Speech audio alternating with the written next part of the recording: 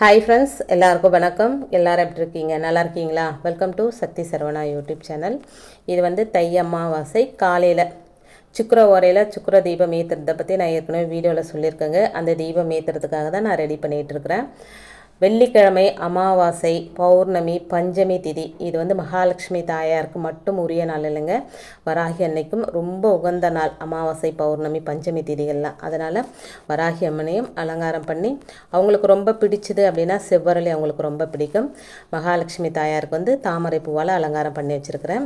ஒரு பிளேட்டில் வெல்லம் மொச்சை ஃபுல்லாக போட்டு பரப்பிட்டு நம்ம வந்து 2 அகல் விளக்கில் தீபம் ஏற்ற போகிறோம். அது வந்து பழைய அகல் விளக்காக இருந்தாலும் பரவாயில்லைங்க. அது சுத்தமாக கழுவிட்டு மஞ்சள் குங்குமம் வச்சு ரெடி பண்ணி வச்சுருக்கிறேன். இதில் நல்லெண்ணெய் விட்டு பஞ்சு திரி போட்டு தீபம் ஏற்றணுங்க. இந்த தீபத்தை வந்து சுக்கர ஓரையில் ஏற்றினா ரொம்ப ரொம்ப விசேஷங்க. இந்த அமாவாசையில் முன்னோர்கள் வழிபாட்டிற்கும் இந்த சுக்கர தீபம் ஏற்றுறதுக்கும் எந்த ஒரு சம்பந்தமும் இல்லைங்க.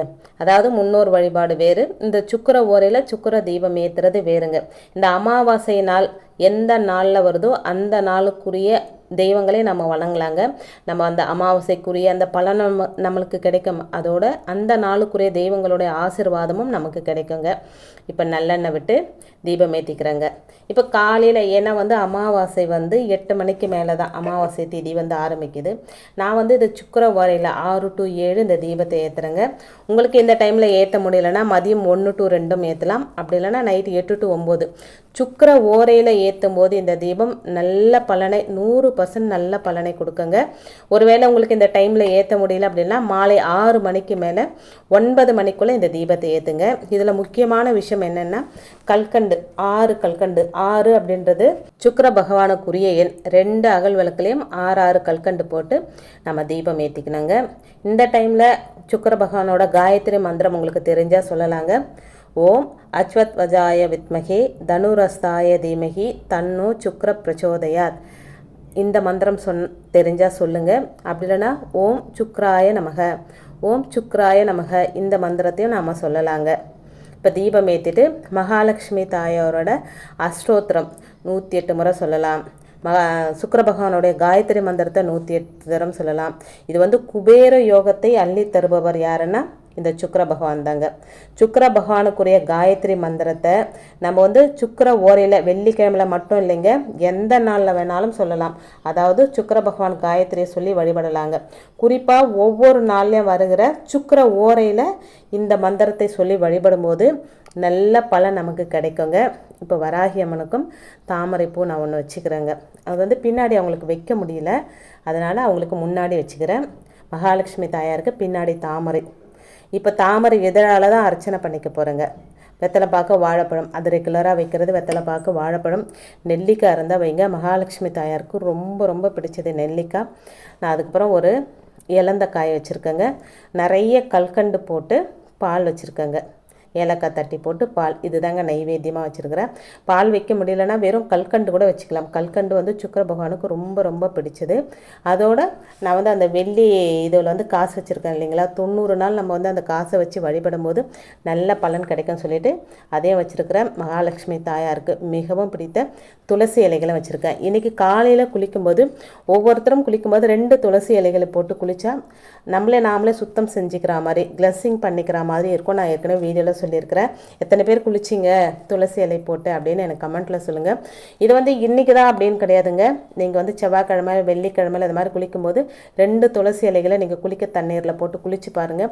உங்களை நீங்களே சுத்தம் பண்ணிக்கிற மாதிரி இருக்கும், கிளென்சிங் பண்ணிக்கிற மாதிரி இருக்குங்க. ட்ரை பண்ணி பாருங்கள் இன்னிலேருந்து. இது வந்து ஒரு புதிய தகவலாக உங்களுக்கு இருக்கும் அப்படின்னு நான் நினைக்கிறேன். இப்போ வந்து மகாலட்சுமி அஷ்டோத்திரம் நான் சொல்லிக்கிறேங்க. 108 தரம் மகாலட்சுமி அஷ்டோத்திரம், சுக்கர பகவானுடைய காயத்ரி, இது 2த்தையுமே நான் சொல்லிக்கிறேங்க. அதோட வராகி அம்மனுக்குரிய காயத்ரி மந்திரம் ஓம் ஷியாமலாய வித்மகே அலஸ்தாய தீமகி தன்னோ வாராகி பிரச்சோதயாத்.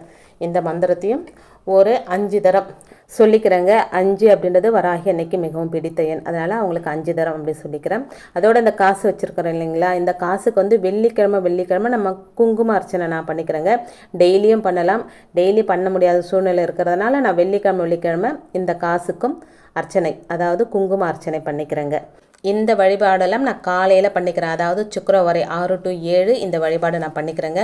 ஒரு லெமனை கட் பண்ணி அதில் வந்து ஒரு பகுதி மஞ்சளும் ஒரு பகுதி குங்குமம் வச்சுட்டு, அதாவது வராகி எண்ணெயோடையும் மகாலட்சுமி தாயாரோடையும் நல்லா வேண்டிக்கிட்டு இதை நம்ம வந்து நிலவாசல் எதுவுமே வைக்க போகிறோம். இங்கே வச்சு நம்ம வழிபாடு செஞ்சுட்டு பூஜையெல்லாம் பண்ணி முடிச்சுட்டு எதுவுமே நிலவாசலில் வைக்கணுங்க. இந்த வழிபாடெல்லாம் பண்ணிக்கிறேன். இன்றைக்கி வந்து கடைசி தை வெள்ளி, அதோட வந்து அமாவாசையோடு வந்திருக்கு. காலையில் சுக்கிர தீபம் ஏற்றுறவங்களாம் ஏற்றிட்டு மதியத்தில் திதி தர்ப்பணம் கொடுக்குறவங்க கொடுத்துட்டு அதோட படையல் முன்னோர்களுக்கு படையல் போட வேண்டியதெல்லாம் போட்டுட்டு ஒரு எளிமையான வழிபாட்டு முறையை பார்க்கலாங்க. ரொம்ப ரொம்ப எளிமையான வழிபாட்டு முறை தான் இது. எதுக்காகனா நமக்கு பண வரவு அதிகரிக்கணும், நகை எடுக்கணும், இல்லை வந்து நகை வந்து அடமானத்தில் போயிருக்கு அதை மீட்டணும் அப்படின்னு நினைக்கிறவங்க இந்த எளிமையான வழிபாடை நம்பிக்கையோடு செய்யுங்க. வழக்கம் போல் மாலை நேரத்தில் பூஜை அறையில் விளக்கேற்றுவோம் இல்லைங்களா, அந்த மாதிரி விளக்கேற்றி வச்சுட்டு பஞ்ச பாத்திரத்தில் தண்ணி வச்சுருப்போம். அந்த பஞ்ச பாத்திரத்தில் 2 துளசி இலைகள், ஒரு ஏலக்காய், ஒரு சின்ன துண்டு பச்சை கற்பூரம் போட்டு தீர்த்தம் தயார் செஞ்சுக்கோங்க.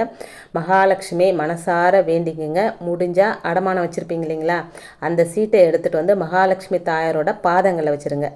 இந்த நகையை சீக்கிரம் மீட்டெடுக்கணும் அப்படின்னு மகாலட்சுமியையும் குலதெய்வத்தையும் இந்த பிரபஞ்சத்தையும் மனமுருகி வேண்டிக்கோங்க. அப்படி இல்லை உங்களுக்கு நிறைய தங்கம் சேரணும், உங்கள் மகளோட கல்யாணத்துக்கு தங்கம் வாங்கணும், இப்படி ஏதாவது வேண்டுதல் இருந்தாலும் அந்த வேண்டுதலையும் சொல்லி பிரார்த்தனை செஞ்சுக்கலாங்க. இப்போ வந்து நான் பூஜையெல்லாம் பண்ணி முடிச்சுட்டு கற்பூர ஆராதனை, தீப ஆராதனை இதெல்லாம் காமிச்சிக்கிறேன். அதே மாதிரி நெய்வேத்தியத்தையும் பிரசாதமாக எல்லா தெய்வங்களுக்கும் கொடுத்து என்னுடைய பூஜையை நான் முடிச்சுக்கிறேங்க. இப்படி தாங்க ரொம்ப எளிமையாக இன்றைக்கி காலையில் சுக்கிர ஓரை தீபம் நான் ஏற்றினேன். நீங்கள் எத்தனை பேர் ஏற்றுனீங்க அப்படின்றத எனக்கு கமெண்ட்டில் சொல்லுங்கள். இப்போ மாலை வேலையில் தீபமெல்லாம் ஏற்றி எல்லாம் ரெடி பண்ணி வச்சுட்டிங்க, பஞ்ச பாத்திரமும் ரெடி பண்ணி வச்சுட்டிங்க. நாம் சொல்ல வேண்டிய முக்கியமான மந்திரம் ஓம் சுதர்சனாய நமக, ஓம் ஸ்வர்ணலக்ஷ்மியே நமக அப்படின்ற மந்திரத்தை 27 முறை சொல்லுங்கள். ஓம் சுதர்சனாய நமக, ஓம் ஸ்வர்ணலக்ஷ்மியே நமக, இந்த மந்திரத்தை சொல்லணுங்க. 27 அப்படின்றது ரொம்ப ரொம்ப முக்கியங்க. இந்த மந்திரம்லாம் சொல்லி வழிபாடு செஞ்சு தீப தூப ஆராதனையெல்லாம் நீங்கள் காமிச்சதுக்கப்புறம் இந்த தீர்த்தத்தை பஞ்ச பாத்திரத்தில் வச்சுருக்கிற தீர்த்தத்தை எடுத்துகிட்டு போய் நீங்கள் பணம் வைக்கிற அந்த பாக்ஸில் லேசாக தெளித்து விடுங்க. அப்படியே எதுவுமே கொட்டிடாதீங்க தண்ணியை. அதுக்கப்புறம் உள்ளே இருக்கிற பொருட்களெல்லாம் வீணாகிடுங்க. லேசாக அந்த தீர்த்தம் பீரோவுக்குள்ளே படும்படி பார்த்துக்கோங்க. இந்த தீர்த்தத்தை வீடு ஃபுல்லாகவும் தெளிச்சிடுங்க, உங்கள் மேலேயும் தெளிச்சுக்கோங்க. உங்கள் வீட்டில் எத்தனை பேர் இருக்காங்களோ அவங்களுக்கும் அந்த தீர்த்தத்தை தெளித்து விடுங்க.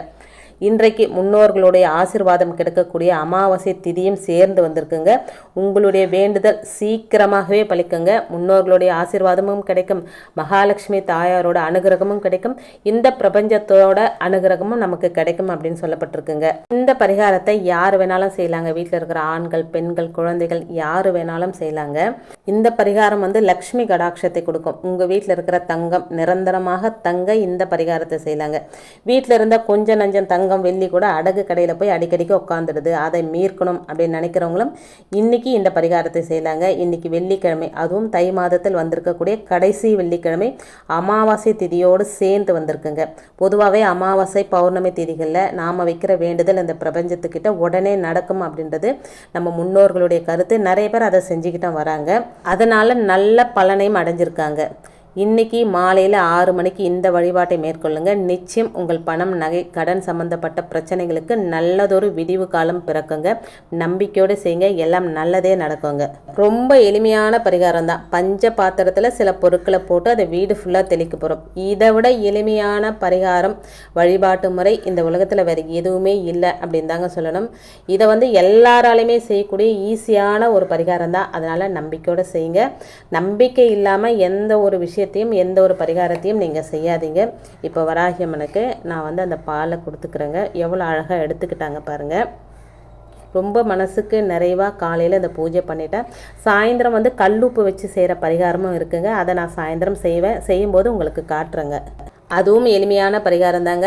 நீங்கள் அந்த வீடியோ பார்க்கலன்னா லிங்க் வேணால் டிஸ்கிரிப்ஷனில் கொடுக்குறேன், பாருங்கள். புதுசாக ஒரு கல்லுப்பு பைட்டு வாங்கி 3 அகல் விளக்கில் நிரப்பி 1 ஹால்லையும் 1 பாத்ரூம்லேயும் 1 வந்து நிலவாசல்லையும் வைக்க போகிறேங்க. அவ்வளோதான் அந்த பரிகாரமும். அதோடு இந்த பஞ்ச பாத்திரத்தில் இது செய்கிற போகிற பரிகாரமும் சாயந்தரம் செய்யும்போது உங்களுக்கு காட்டுறேங்க. இந்த வீடியோ உங்களுக்கு பிடிச்சிருந்தது, நான் சொன்ன விஷயங்கள் உங்களுக்கு பிடிச்சிருந்தது அப்படின்னா ப்ளீஸ் சேனலுக்கு சப்ஸ்கிரைப் பண்ணி சப்போர்ட் பண்ணுங்கள். தேங்க்ஸ் ஃபார் வாட்சிங்.